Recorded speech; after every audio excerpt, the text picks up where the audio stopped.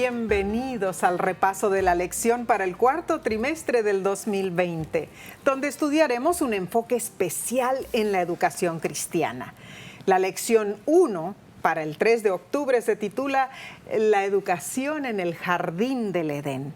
Yo soy Necipita Ogrieve y aquí estamos con el pastor Omar Grieve. Felices, ¿no es cierto? Contentos. ¿Por qué? Porque de vuelta nos unimos contigo para compenetrarnos en el estudio semanal de la escuela sabática. Claro que sí. Y entonces, Omar, ¿por qué no empezamos con el versículo principal de esta semana, no es cierto? El versículo del sábado 26 de septiembre dice en Job 36:22 lo siguiente. Dice allí: he aquí que Dios es excelso en su poder. ¿Qué enseñador semejante a Él? Aquí, Omar, vemos la nota tónica, ¿no es cierto?, del discurso de Eliú, el amigo de Job. Él deseaba destacar la idea de que Dios es un gran maestro, lógicamente. Sí lo es. Claro. Tomando esto en cuenta, debemos ver las providencias divinas como lecciones que, si las aprendemos bien, nos harán prosperar.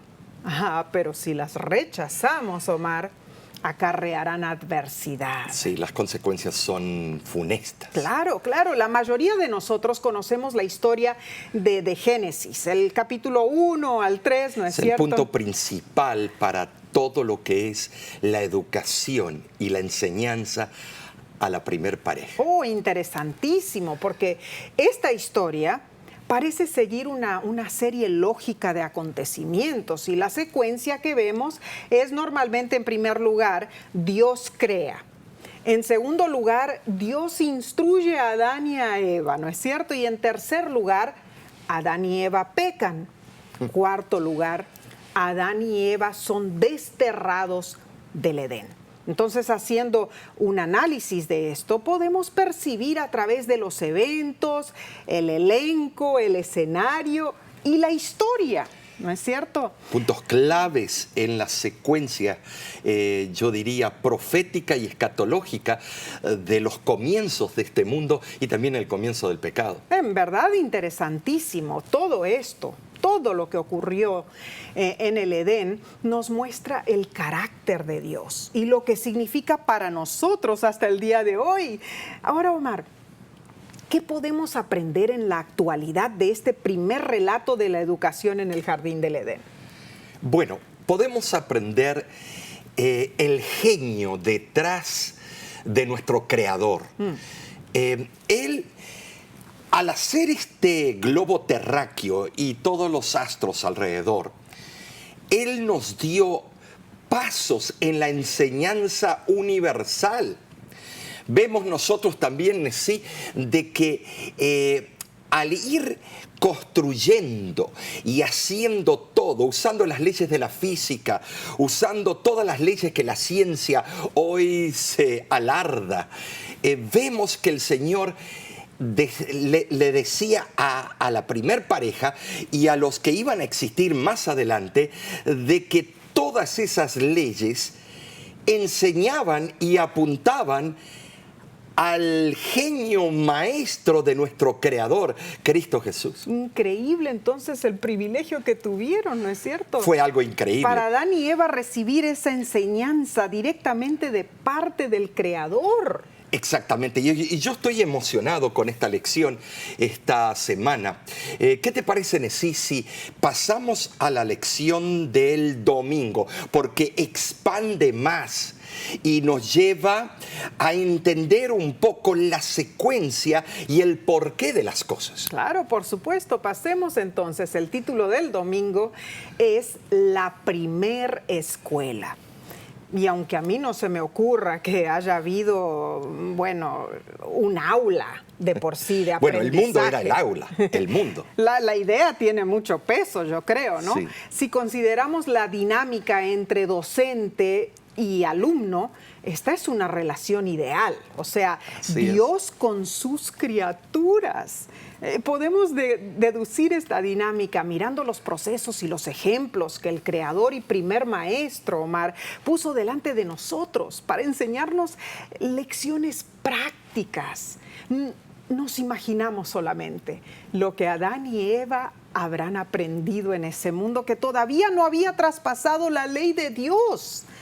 La escritora Elena White menciona el hecho de que Jesús bajaba de su trono todos los días para hablar y enseñar a la primer pareja. Y lógicamente todos los secretos de la creación, los secretos del universo. ¿Qué dirías tú sobre el privilegio de tener a Cristo como tu profesor? Amén. Ay, tremendo. ¿Y qué notas tú sobre el propósito de Dios al crear, colocar y utilizar a Adán y a Eva en esa formación educativa? Bueno, Nesí, te voy a decir algo.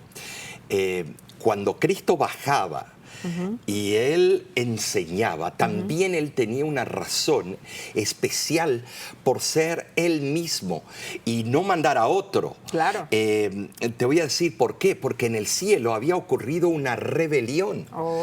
Y tenía que ser el propio creador de la primer pareja que viniese a explicarles lo que había acontecido allá, lo que podría acontecer también aquí. Si ellos desobedecían. Sí, claro. Entonces, Él venía para enseñarles, entrenarlos. Tremendo. Ahora es importantísimo Génesis capítulo 2, versículos 7 al 23. Leemos y notamos algunos puntos muy interesantes. Por ejemplo, Dios formó al hombre. Esto es importantísimo.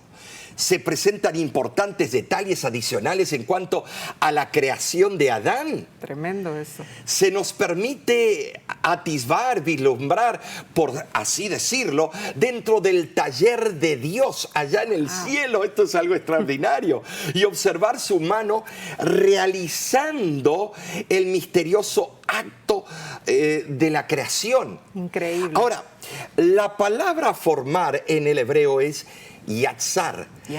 Tiene un significado muy especial.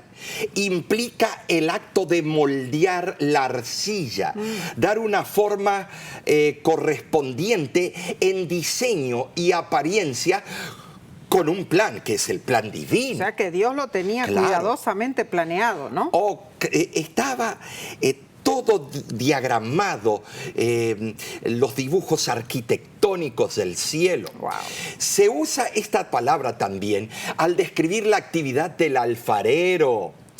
La ciencia confirma que el hombre está compuesto de materiales derivados del suelo, de la tierra, del polvo que pisamos. Claro, son elementos químicos. Es algo importantísimo saber que del polvo venimos y al polvo nos vamos porque hemos pecado. La descomposición del cuerpo humano después de la muerte da testimonio de esto, de este mismo hecho. Si tú vas a la universidad y vas a la morgue, ellos tienen partes de cuerpos desintegrados y le preguntas, ¿y qué son esos elementos que vemos en ese vaso desintegrado? Polvo, fósforo, calcio, diferentes elementos. Magnesio, claro. Eso. Ahora, los principales elementos que constituyen el cuerpo, por supuesto, es el oxígeno, número uno, con carbono. Vemos nosotros hidrógeno y nitrógeno. Son los 4 elementos principales. Claro, los 4 elementos. Y existen muchos otros en proporciones menores, pero todos son importantísimos, porque si hay un desbalance en el cuerpo, trae tremendo caos. Tremendo. Ahora, vemos nosotros que cuando la Biblia dice, cuán cierto, ¿no es cierto? Que el hombre fue hecho del polvo de la tierra. No se equivoca la Biblia, no se contradice con la ciencia. Amén. Y también dice que volverá a la tierra de donde fue tomado, como lo vemos en el libro de Eclesiastés, capítulo 12, versículo 7. Claro. Ahora es importante notar el proceso de la creación y también el proceso de la inversa, el proceso de la muerte después del pecado. Tremendo eso, Omar. Y en el capítulo 2, estos versículos que estamos mencionando, ¿no es cierto?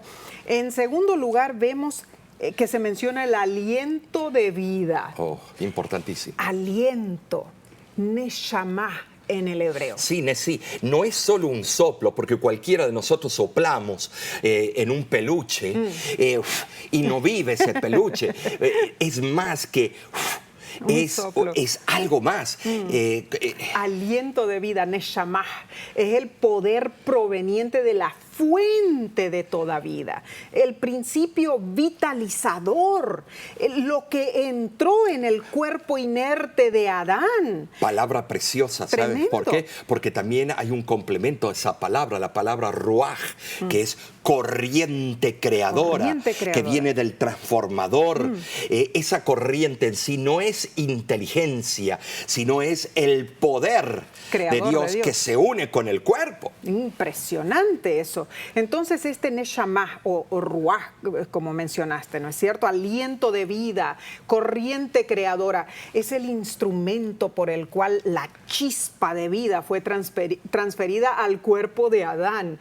Eso se dice que es el aliento de Dios. El mismo pensamiento, lógicamente, aparece en Job, capítulo 33, versículo 4, donde dice, el soplo, neshamah, del Omnipotente, me dio vida. Así que, Omar, ese soplo impartido al hombre, el aliento, es equivalente a su vida, es la vida misma. Exactamente. Es algo impresionante, pero en tercer lugar, Nesí, en este mismo capítulo, vemos que es un ser viviente. Oh, pero ese es el resultado. Ese es el resultado de la unión del Neshama con el polvo de la tierra y forma un Nefesh. Ahora, vemos lo que pasa. Aliento de vida se une con el Neshama y el hombre se convirtió en un ser viviente, Nefesh, en el hebreo. La palabra Nefesh tiene una diversidad de significados. Por ejemplo, Nesí, vida o ser pensante, un ser con raciocinio. Entonces ahí es que tenemos que notar la unión de esos dos elementos forma el compuesto que es el cuerpo viviente, el cuerpo pensante. Igual que la sal, unes dos elementos y se forma un compuesto. Entonces los pensamientos nuestros, nuestra razón de vivir, nuestro raciocinio es lo que ocurre con la unión de esos dos elementos. Exactamente, pero hay un cuarto punto también en el mismo capítulo 2. Dios plantó un huerto. Se desconoce la ubicación del Edén, porque imagínate, si hubiese alguna parte del Edén, hoy en día estaríamos todos haciendo peregrinaje para ir a adorarlo. Peleándonos por un pedacito de tierra. Por un pedacito de tierra. El diluvio alteró de tal manera los rasgos físicos originales de la tierra como para hacer imposible la ubicación actual de las localidades antediluvianas. Comúnmente vemos nosotros, nos referimos a este huerto del Edén como el paraíso. Algunos creen que ahora el paraíso está entre el cielo y la tierra, algo en el medio. ¿Y de dónde viene esa palabra? Bueno, la palabra paraíso es Edén. El paraíso está en el cielo ahora. Vemos nosotros claramente. La palabra significa en el original, en el hebreo, o en el persa, significa parque. Viene de la palabra hebrea pardes. Y aparece unas pocas veces en el Antiguo Testamento. Ahora también el punto número 5, vemos que en Génesis 2, Dios dio permiso para comer de todo árbol. También estaba el árbol de la vida, que tenía propiedades de extender la vida. Entonces era parte del menú diverso que tenían. Ahora, el árbol de la vida para mí tenía un ingrediente divino, aún mayor que el resto. O sea que cuando uno comía del árbol de la vida, uno estaba comiendo de un ingrediente divino que prolongaba la vida. Entonces quedaba vida eterna, ¿no es cierto? Y vemos que se habla de 4 ríos. Y se trata de dar un punto geográfico, pero no hay paralelos con los ríos de hoy en día, porque el diluvio cambió toda la topografía de la tierra. Claro, es interesante notar en realidad que cuando vemos que el diluvio destruyó toda esa topografía, ¿no es cierto?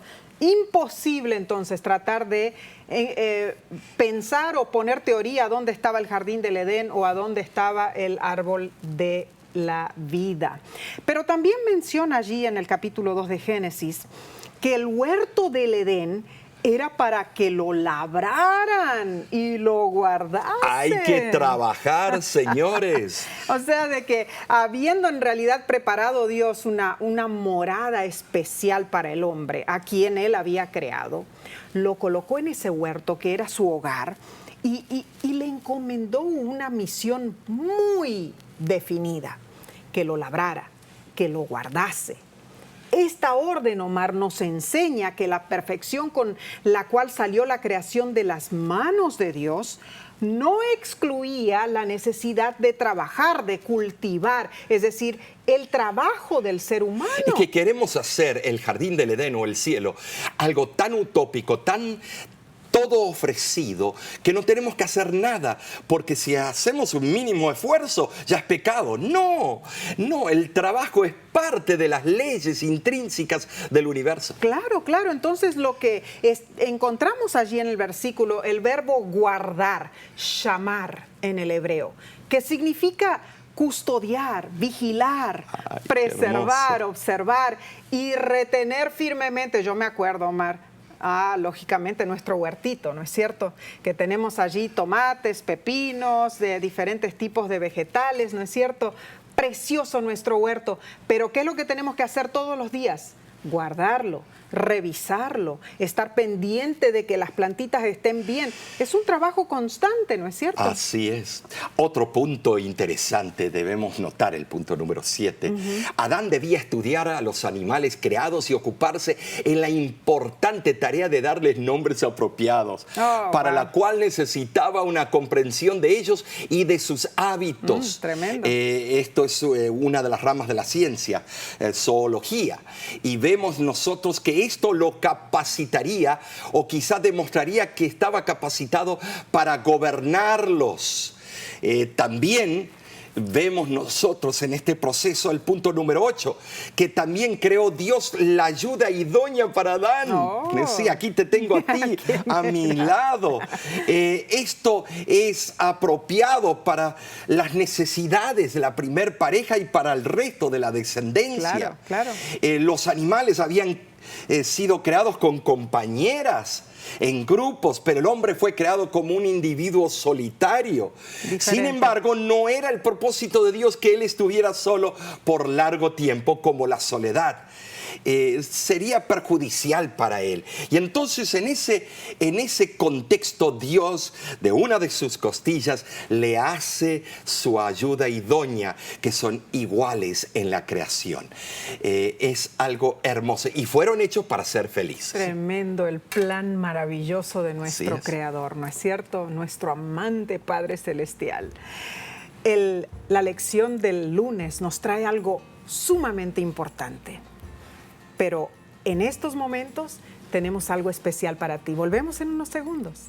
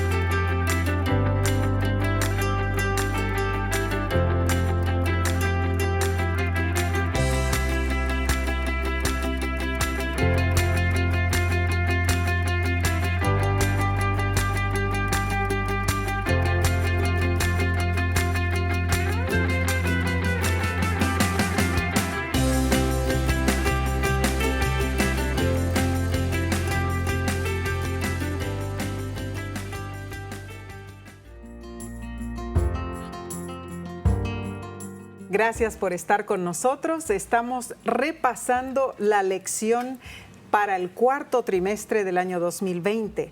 Y vamos entonces a pasar al título de la lección del lunes de esta semana para el 3 de octubre. El título es Intromisión. Y en este momento me gustaría llevarlos un poquito a pensar en la responsabilidad de un maestro. ¿Qué trabajo tan impresionante que hacen nuestros maestros? Es el trabajo más importante, yo digo, en la humanidad, porque tú ves a famosos peloteros, ves a alguien como Messi, quienes enseñan a sus hijos, personas que no ganan ni una décima parte, no, ni 1% de los millones que ganan ellos. Es cierto. ¿Quién enseña al hijo del presidente, los hijos de los reyes, los hijos de quien sea? Es que los maestros son la base de la sociedad. Son la base de la sociedad. Ellos forman a nuestros hijos en esos años de escuela, ¿no es cierto?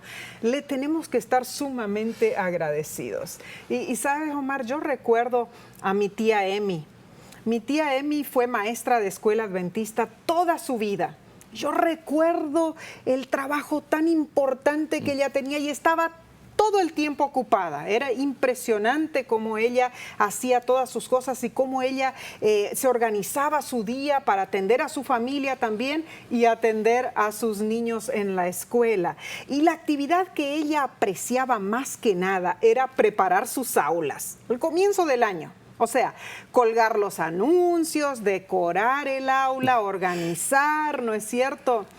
Y cuando pensamos en realidad en el aula de Dios, en el principio, o sea, me refiero al jardín del Edén, vemos la obra maestra al preparar un ambiente de aprendizaje ideal para Adán y Eva. Es que Dios anhelaba que la belleza los rodeara. Cada detalle, cada flor, cada ave, animal, cada árbol ofrecía un ambiente para que Adán y Eva aprendieran más sobre su mundo y sobre su creador. Por ejemplo, pensemos en la flor de la linaza, ¿no? Oh, perfecto ejemplo. Increíble. Porque usa la geometría. Es un pentágono perfecto, el color bellísimo. ¿Y qué de la rosa con sus pétalos, su fragancia? Algo increíble, ¿no es cierto? O sea, de que me imagino que todo en esa escuela del Edén era hermoso y apto para sus alumnos. Sin embargo, hay un cambio muy notable en el relato bíblico entre Génesis 2 a Génesis 3. Hasta ahora hemos hecho un inventario de todo lo bueno que Dios creó con intención divina, pero en Génesis 3:1 nos damos cuenta de la provisión que Dios hizo para el libre albedrío. Ahora, Omar, ¿por qué será que Dios nos creó con libertad de elección? Si hubiera evitado, sin eso, se hubiera evitado tremendos dolores de cabeza, me imagino yo. Hay algo que se destaca en esta historia, y es que Adán y Eva fueron creados como seres morales libres. Seres que podían elegir entre la obediencia y la desobediencia, entre dos polos opuestos. O sea, no eran robots. No les puso un microchip. La característica de Dios principal es Dios es amor. Y para ser amor tiene que haber el derecho de elegir entre dos polos opuestos. Eso significa que había la posibilidad de errar y que esa posibilidad existía en la eternidad pasada. Wow. Algo muy difícil de entender. Imposible de entender. Por eso, el apóstol Pablo dice que grande es el misterio de la iniquidad. Notemos algo importantísimo, y esto se encuentra en Génesis capítulo 2, versículo 17. El Señor le dijo a Adán que si comía del árbol, ciertamente moriría. Ciertamente. Seguramente. Ahora, cuando Eva en Génesis capítulo 3, versículo 3, repitió ese mandato, no lo expresó con tanta fuerza, omitió la palabra ciertamente. Ahí está el problema. Aquí se presenta en la historia el elemento negativo.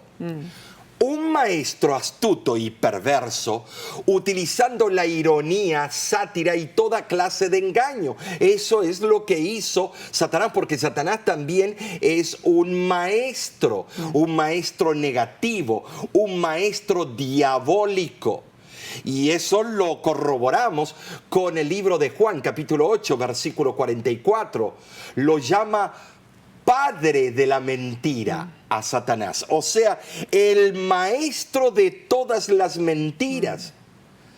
Un verdadero maestro no enseña a mentir. Claro que Fíjate que Primera de Juan, capítulo 3, versículo 4, aclara que el pecado es la infracción de la ley.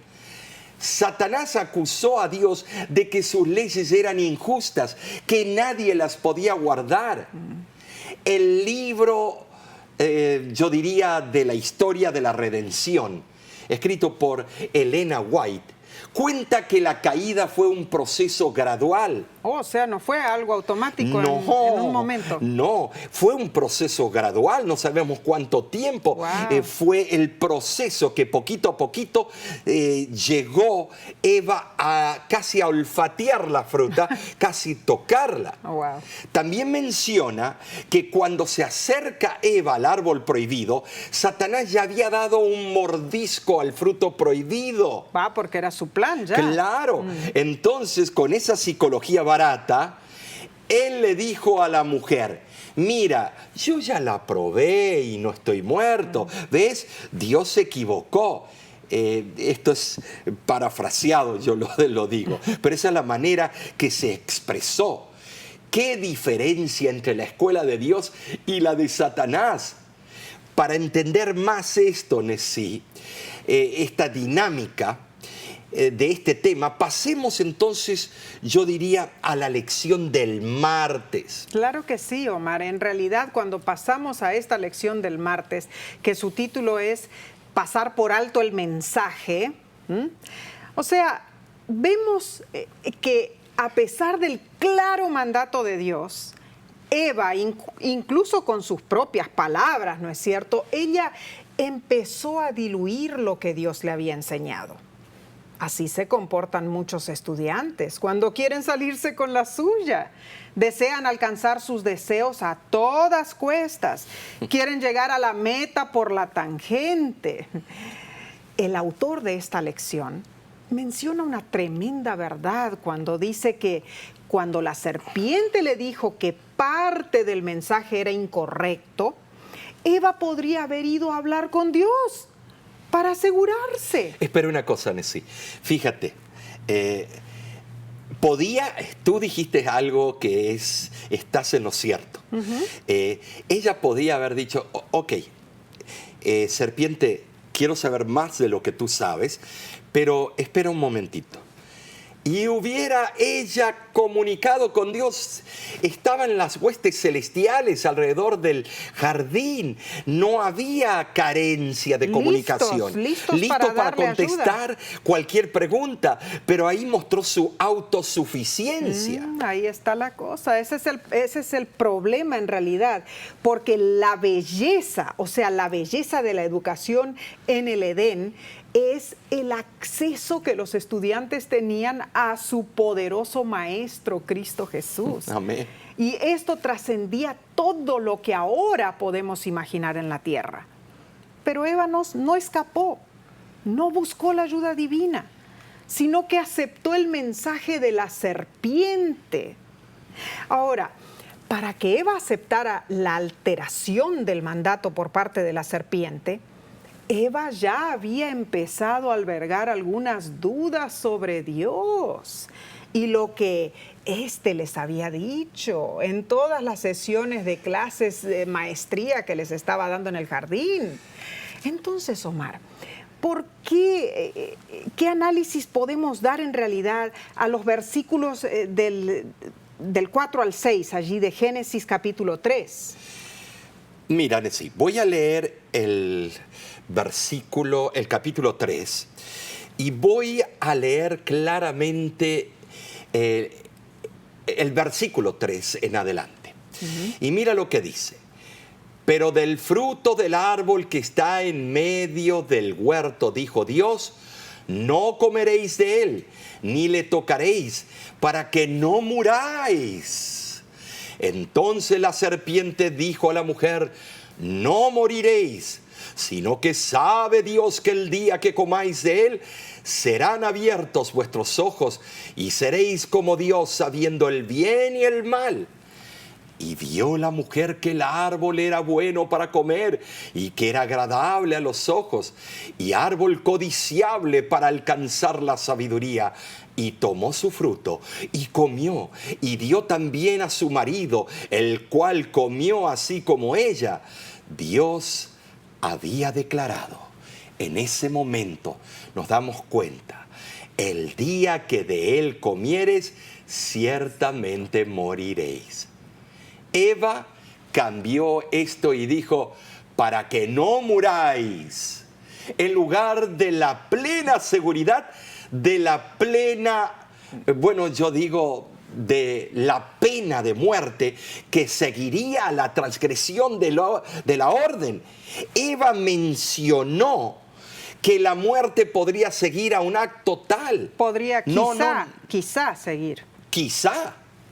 Ahora, las palabras para que no muráis, Nesí, son de gran relevancia, porque implican alarma, una alarma íntima ante el pensamiento de jugar con algo que podría resultar fatal. ¿Y no hacemos muchas veces eso los seres humanos? Claro, seguimos el patrón que nos dejó... Jugar con el peligro. Que nos dejó Adán y Eva.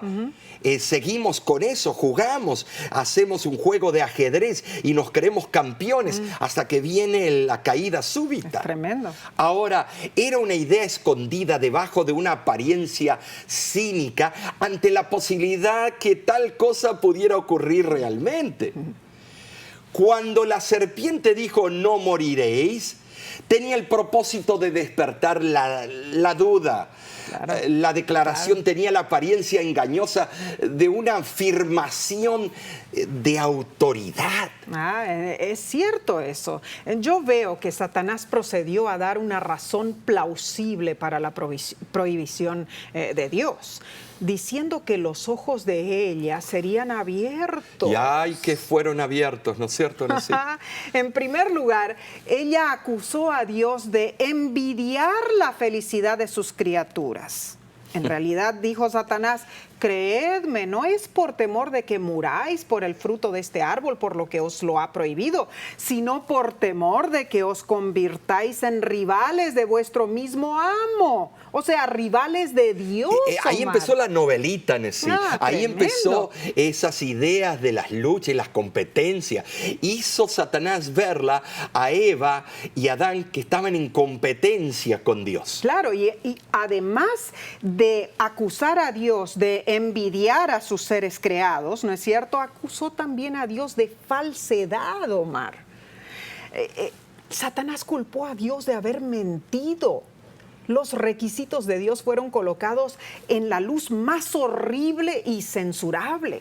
Satanás intentó confundir la mente de Eva, mezclando la verdad con la mentira, a fin de que a ella le resultara difícil distinguir entre las palabras de Dios y las suyas, o sea, la de la serpiente. Ahora, después que se habían despertado en la mujer la duda, es algo increíble lo que pasó en ese momento. Y cuando afloró en ella la incredulidad en cuanto a la orden de Dios, el árbol le pareció muy diferente. Y así pasa con toda tentación. Se menciona 3 veces cuán encantador era, que incitaba su paladar, sus ojos y su anhelo de aumentar su conocimiento, su sabiduría. Curiosidad, ¿no? Habiendo codiciado aquello a lo cual no tenía derecho, la mujer siguió transgrediendo un mandamiento de Dios tras otro. Robó la propiedad de Dios violando el 8º mandamiento al comer el fruto prohibido y darlo a su cónyuge, a su esposo. también transgredió el sexto mandamiento haciendo esto. También quebrantó el primer mandamiento porque en su estima colocó a Satanás antes que a Dios, obedeciéndole antes que a nuestro Creador. Pero hay esperanza, sí, hay esperanza. Claro que sí, gloria a Dios. ¿Qué te parece si en este momento hemos visto ahora la parte negativa, pero ahora vayamos a la esperanza, a la solución?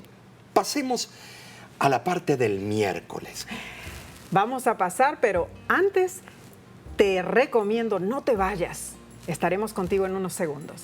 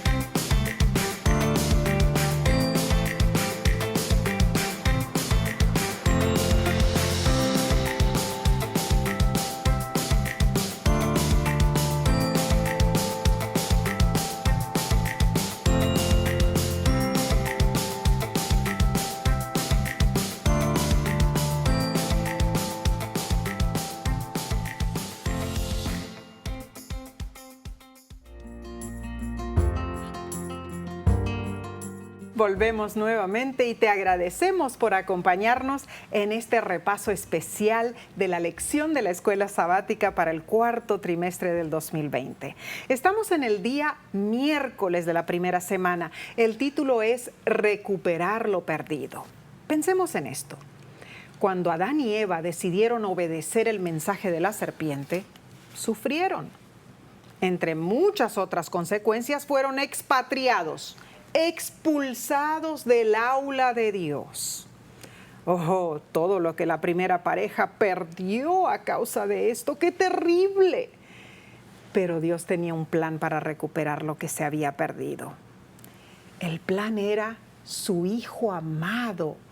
Iba a pagar el precio de nuestra desobediencia. Cuando la obra de la educación en el jardín del Edén fue la que familiarizó a Adán y a Eva con Dios. Y nosotros también, Omar.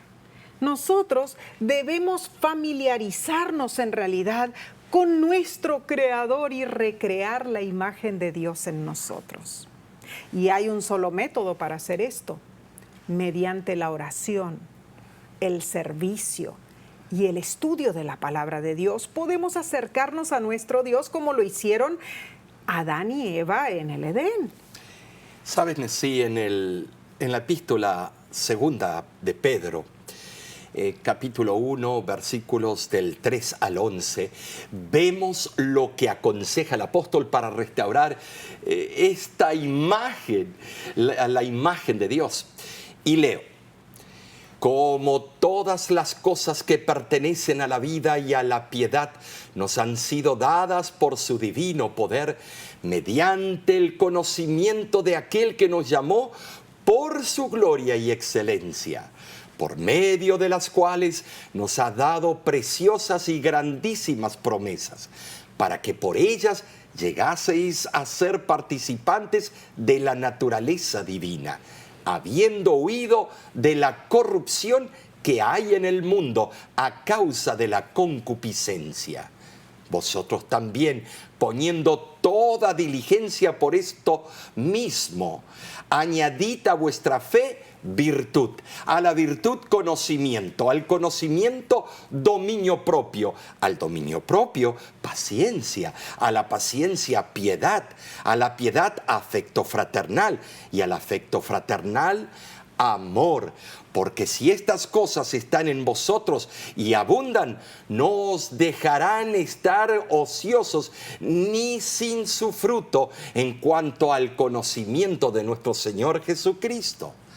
Pero al que no tiene estas cosas, tiene la vista muy corta, es ciego, habiendo olvidado la purificación de sus antiguos pecados.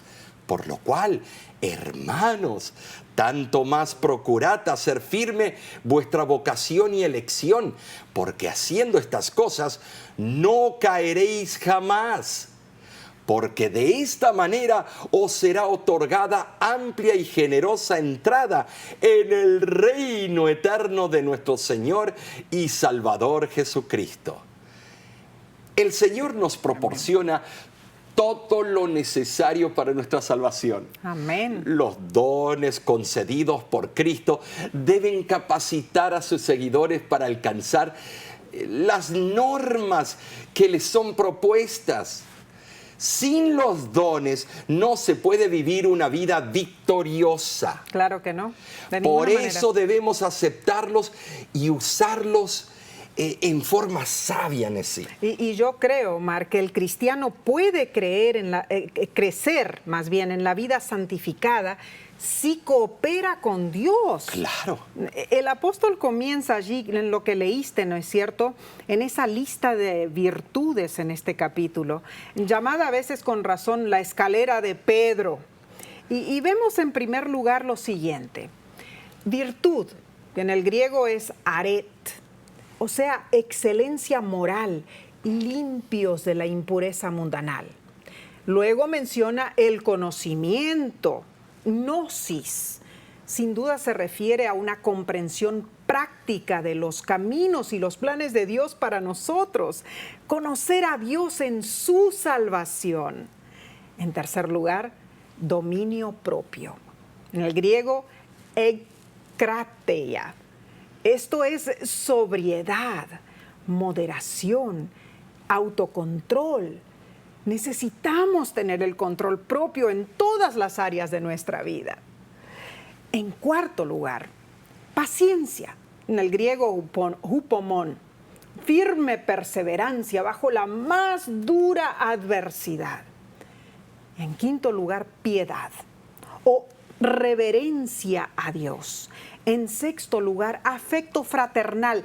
En el griego, Filadelfia, amor hacia nuestros hermanos. Y en séptimo lugar, el amor más grande, el ágape. Es la mayor de todas las virtudes. Ahí lo leemos en 1 Corintios, capítulo 13, versículo 13. Lo que debe gobernar todo lo que hacemos es el amor. Todas las otras virtudes se resumen en esta.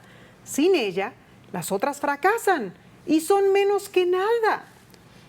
Por eso, Nessie, yo puedo añadir que cuando Dios dijo el amor todo lo puede, todo lo sufre, todo lo aguanta, todo lo soporta. El amor ágape. perfecto, el amor ágape, es el que se reflejó en la cruz del Calvario. Claro que sí. Es aquel que todo lo hizo, todo lo hizo. No nos debe faltar la visión espiritual, hermanos. Cuando esta falta, vemos borrosamente los valores espirituales y somos, yo diría, incapaces de percibir su verdadero valor. Nos resulta más fácil ver las cosas cercanas del mundo. Claro. Para ampliar un poco más sobre esto, debemos compenetrarnos en la lección del jueves para el 1 de octubre, cuyo título es Los que desprecian la autoridad. Importantísimo título, Nessie. Claro que sí. Empiezo leyendo en 2 de Pedro, capítulo 2, versículos 9 y 10, donde dice: sabe el Señor librar de tentación a los piadosos y reservar a los injustos para ser castigados en el día del juicio. Y mayormente aquellos que siguiendo la carne andan en concupiscencia e inmundicia y desprecian el señorío. Atrevidos y contumaces no temen decir mal las potestades superiores. Aquí vemos la actitud del mundo en contra de la autoridad de Dios. También vemos cómo en medio de esta tormenta Dios libra a su pueblo de toda ruina total. Y es relevante eso, Nessie. ¿Por qué? porque el pueblo de Dios tiene una esperanza, Claro tiene un que sí. ancla, que se ancla en la roca eterna, Cristo Jesús. Amén. Ahora, vemos nosotros claramente que el apóstol deduce que en vista a los castigos contra los inicuos, contemporáneos del tiempo de Noé y Lot, fueron tiempos terribles. Eso. El creyente puede descansar plenamente en la justicia de Dios en medio de esa inmoralidad, en medio de la injusticia mundanal.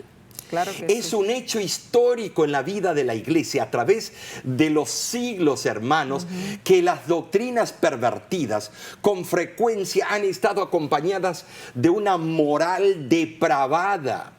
Eso lo podemos ver en los grandes prelados que tenían prostíbulos en las diferentes ciudades de Europa. Cuando empiezan a aflojar en la moral divina, ahora se justifican a sí mismos creando tradiciones que les permitían tener relaciones y tener prostíbulos.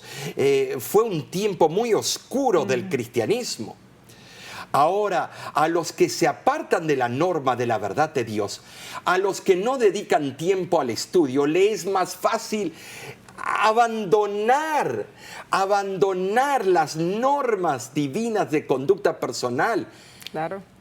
En los primeros 3 versículos encontramos de Segunda de Pedro, capítulo 2, vemos claramente la situación de aquel día y cómo sería en los postreros días. Y leo: pero hubo también falsos profetas entre el pueblo, como habrá entre vosotros falsos maestros, que introducirán encubiertamente herejías destructoras y aún negarán al Señor que los rescató, atrayendo sobre sí mismos destrucción repentina, y muchos seguirán sus disoluciones, por causa de los cuales el camino de la verdad será blasfemado, y por avaricia harán mercadería de vosotros con palabras fingidas.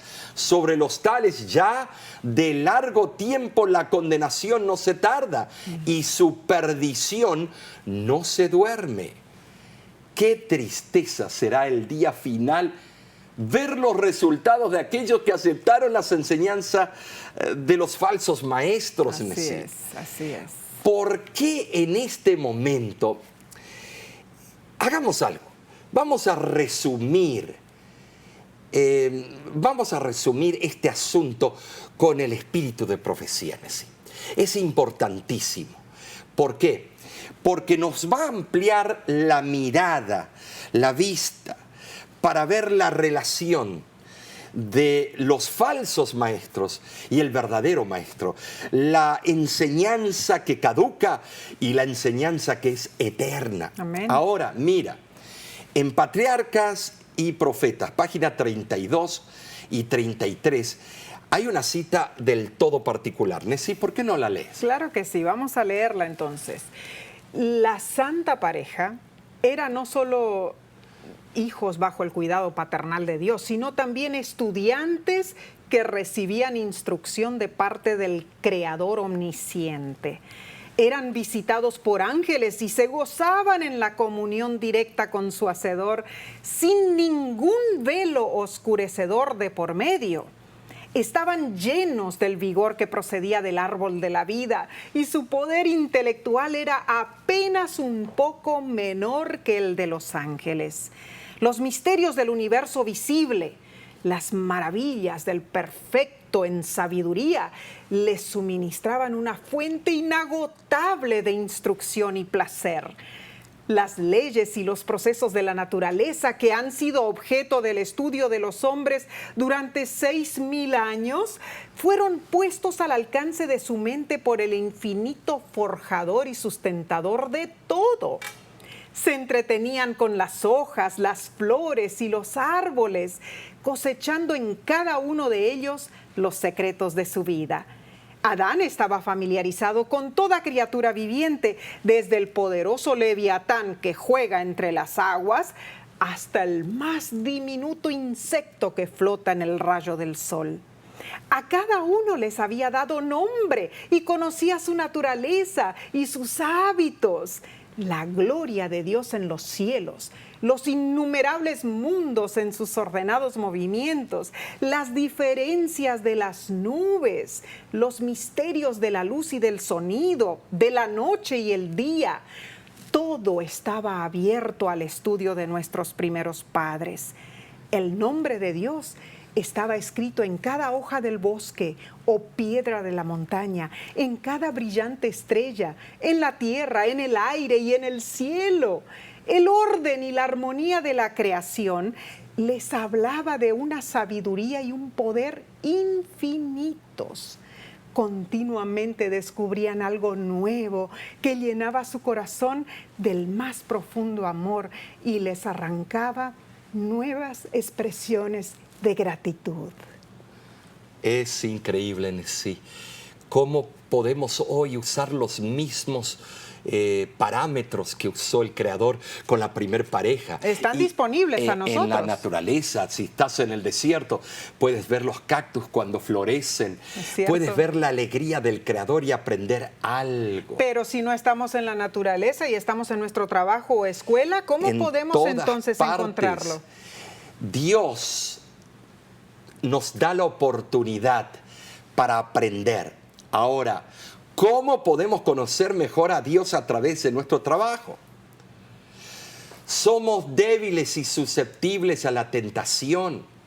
Y entonces cuando estamos en el trabajo podemos quizá ver acciones buenas. Claro, en nuestros compañeros, ¿no es cierto? Comportamiento, claro, actitudes. que sí. Todo eso es una manera de enseñar. Porque Satanás de por sí quiere subyugarnos bajo su poder, ¿no es cierto? Entonces, ¿cómo podemos hallar el poder en Dios para vencer? Bueno, hay una cita que es tremenda y que dice así lo siguiente: Satanás encuentra en los corazones humanos algún asidero en que hacerse firme. Es tal vez algún deseo pecaminoso que se acaricia, por medio del cual la tentación se fortalece. Pero Cristo declaró al hablar de sí mismo: viene el príncipe de este mundo, mas no tiene nada en mí. Juan 14:30. Satanás no pudo encontrar nada en el Hijo de Dios que le permitiese ganar la victoria. Cristo guardó los mandamientos de su Padre y no hubo en él ningún pecado que Satanás pudiese sacar ventaja. Esta es la condición en que deben encontrarse los que han de poder subsistir en el tiempo de angustia. Entonces, y esto lo encontramos en el Conflicto de los Siglos, página 607. Ahí está el secreto entonces de vencer en realidad las tentaciones de Satanás. Tremenda esa cita. Tenemos también la cuestión de la autoridad, Omar, la importancia de obedecer la autoridad de Dios en todo lo que hacemos, ¿no es cierto? Porque Dios es nuestro maestro y debemos aceptar eso. Él tiene la autoridad, Él es el maestro que puede corregir y aconsejar. En esta cita dice lo siguiente: el gobierno de Dios no reconoce transigencias con el mal, ni en el hogar ni en la escuela se debe tolerar la desobediencia. El libro Educación, página 262. Claro, en realidad, cuando la autoridad se vuelve borrosa en nuestra mente, ¿no es cierto? Aquellos que queremos hacer nuestra propia voluntad, sí, las consecuencias son serias. Son terribles, son funestas. Y te voy a decir por qué. Porque cuando le faltamos el respeto a nuestro maestro por excelencia, lo que estamos haciendo es bajar el estandarte de Dios y su códice penal que rige el universo, y estamos llamándolo o tuteando a Dios y llamándolo como uno más del montón, y que podemos fallarle respeto y que sus reglamentos y los otros pueden ser modificados de acuerdo a la circunstancia, la ética situacional que lo llaman algunos psicólogos. Ahora, debemos notar claramente que nuestro Maestro quiere lo mejor para nosotros. Amén. Tú Gloria y a yo, Dios Nesí, por eso. somos estudiantes de Él. Estudiantes. Todos somos estudiantes. Así es. Y debemos contemplarlo y enamorarnos del gran Maestro. Amén. Y Gloria cuando a lo Dios. contemplamos, hay una palabra en el inglés que dice, I have a crush. Yo estoy enamorado de Él. ¿Te has sentido enamorado de tu Maestro, de sus características, de su carácter, de sus obras, de lo que Él hizo en la cruz del Calvario por ti y por mí? ¿Qué dices tú? Para ti, ¿qué es ese Maestro para ti? Él me enseña lo básico para que yo sea salva. Y en eso yo tengo que basar mi fe. ¿No es cierto? O sea, de que ser agradecidos a Dios en todo, porque Él lo ha pensado todo en detalle y Él sabe lo que es mejor para ti, para mí, para ti, Omar. O sea, de que tenemos que confiar en nuestro Padre Celestial y respetarlo, porque Él es nuestro Maestro máximo. Un Maestro que infunde amor, que infunde no solamente amor, sino respeto, que Él nos valora, Él no barre con nuestra estima propia, lo harán en el trabajo, lo harán en el campo de juego, lo harán cuando vas de compra, las burlas o lo que sea, pero Él jamás se burla de ti, Él te tiene en alta estima porque para Él tú vales mucho, y porque vales mucho, Él dice, renueva tus votos conmigo. Y cuando vayas a estudiar con los otros estudiantes de tu clase, de la escuela sabática, demuestra ese amor, esa tolerancia, que podemos estar de acuerdo a no estar de acuerdo, en respeto, por supuesto. Así que, Nesí, al haber estudiado esta lección, grandes lecciones objetivas sacamos. Amén. Y de nuestra parte, tuya y mía, le decimos a ustedes, les esperamos al estudio de esta próxima lección. Únete con nosotros, inscríbete en nuestro canal de YouTube, invita a otros a hacerlo también, donde podremos gozarnos juntos en el estudio de la palabra. Amén. Te esperamos. Vamos a gozarnos juntos en el Señor.